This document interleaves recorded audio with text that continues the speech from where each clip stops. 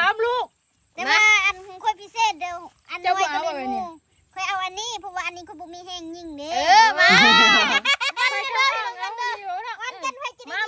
มาสม1 2 3ยังจะได้ทานโอ้ยบ่แพ้ออกนี่นู่นซ้ำมีน่ะออกยิ่งบัดเดียวก็ต้องบ่1 2 3โอ้ยไปขึ้นรถอีโจกแง่งยิงกัน คนละ3ลูก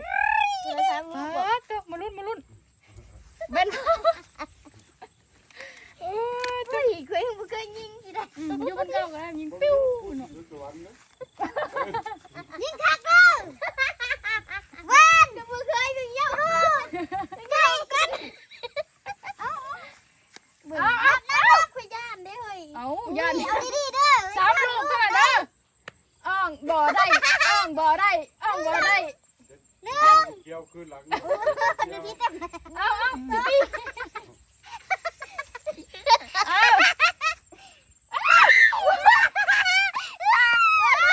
ร้อยช้างไปนี่เลยมันคืออะไรวะเห็นกี่บ่ลูกเห็นนั่นแหละนี่ตก3มาได้จังใดสิแหงตกอันเดียวก็บ่ได้เด้ตกเบิดทันใดจิจ๊ะคือบ่ได้นะโอ้ยิงจังไก่เข็ดเด้อเอาดีๆได้ตีนเพื่อนนะยับเข้ามาเร็วๆกันเด้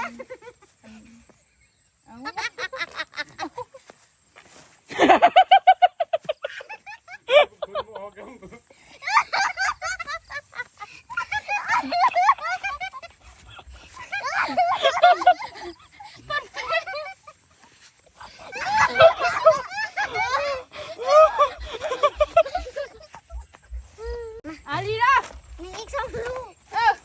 ผู้ใดแม่นนะเอาไปเลยสิ้นแหงเป็นพวงนั่นอย่ามาลองลุ้นกันว่าไปสิชนะเอาไหมส้มกันไหมดิเนาะส้มกันไหมเลยเนาะแม่นแล้วเนาะลืมม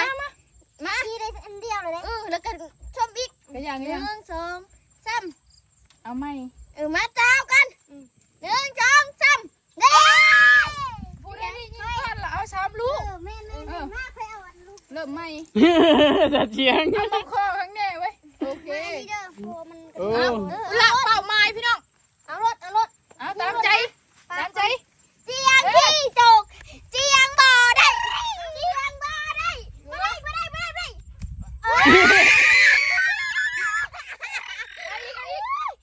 งเลย3ลูกเด้อเสร็จเด้อ2ลูกบัดนี้เอาแล้วเจียงบ่ได้อุ้ยเจียงบ่แพ้ค่อยดอกนี่แซมเก้าใช่ป่ะโอ้ไฟชงกระสุนอีกได้ชื่อแซมเก้ามึงไปของมันเด้อแซมเก้ามาเอาเลยลูกที่2ให้ตกนะตกอันนึงก็ยังดีมันบ่ได้ดอกค่ะลูกจะท้ายมาเบิ่งไปสิมือแรกบ่ได้กันมาเอามันล่มนี่ได้เกือบมือนี้เกือบได้สิแพงเลยแซ่บผัวหวานเลยฉัน3อันจังได้เนาะเบิดแล้ว เอาเองก่อน คอยดูโจกหมูดิ ไม่ยังมือดีเจ้ากันนะเจ้านะคอยมาฉัน1 2 3ว้าวเบิด3ลูกไปตั้งพันตั้งไม่เด้อพี่น้องปงไปเห็นแล้วบ่หันเสียงยังถือดิเนาะโอ้ผ่านไปลูกนึงแล้วมันบ่ตกเบิด3อันพวกไม่ได้แล้วแม่ของเจ้าวันนี้ใช่บงกลางเงินล่มเลยโอ้ยอย่างถ้าเจ้าเนี่ยใช่บนกลางกันถือเลยถือว่าแม่นสุดยอดเนาะค่อยบ่เคยได้ยิงมากระทุนแม่ค่อยถามว่าเท่บ่ได้กินแล้วสิแห้งนะค่อยดูลุงไอ้ถือบงกลางไงผู้ใดแล้วแม่นเอาไหมเอียงบ่ได้เอียงบ่ได้มาแล้วเอาอีกผ่านไปแล้วลูกที่2บ่ได้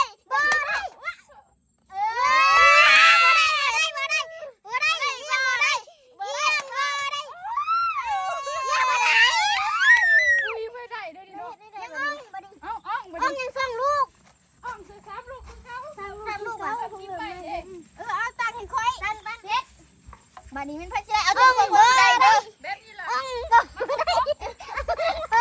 ไข่ตั้งได้ไข่ตั้งได้เลยเพียงไรบ่ได้ อันนี้ฮะตั้งที่กันนะเจ๊ ตั้งที่นั่นลงหัวเลย อันนี้ฮะเฮ็ดแล้วแม่บัดนี้ บ่ได้ ไปยังลมเด้อข่อยชนะ พันใส่ลูกหนึ่งบ่ได้เอาลูกเลย เหลือสองเนาะ เมื่อกี้ไม่วางเนาะ เออเอ้า บ่ได้ทำนี่นะอ่องนะ เออ อย่าประมาทอ่องเด้อบ่ได้ฉันจะยอม บ่ได้ลูกสุดท้ายเก่งเถ ท่านยิงตัวนั้นตัวข้างกันเจ๊ตัวติดกันนั่นแน่โยนกลางนะเจ๊ เจ้ากองกับอดบ่ไหวเสียน้ำ บ่ได้ ท่านตัวข้างนั้นยิงเฉพาะกลางเลยฮะ จับกล่องดีๆรถ เออ ออกได้แน่นอน ยิงตัวนั้นปองกลางเลยฮะตกเลย ข่อยยังถือซองข่อยถือลายบุญชนะข่อยชนะแล้วข่อย อย่าพาไว้ คนเอียงชนะ ว่าแล้ว ให้แม่เจียน นี่ เบิ่งข่อยชนะเลยไอ้มันตกแล้วเนาะจะครบกันวันนี้ ลูกเดียวไปเลย อุ้ยลูกเดียวมันก็ลงเป็นคนเดียวแหละ เอาลูกเดียวเลยพุ่งชนะเด้บังว่าแล้วพี่น้อง บัดทีมเนี้ยใครจะยิงแม่นกว่ากัน ลูกเฮ็ดบ่ตกนี่พวกกูสิแบนลงไปเทิงพี่ เดี๋ยว อุ้ยเอียงแม่นดีว่า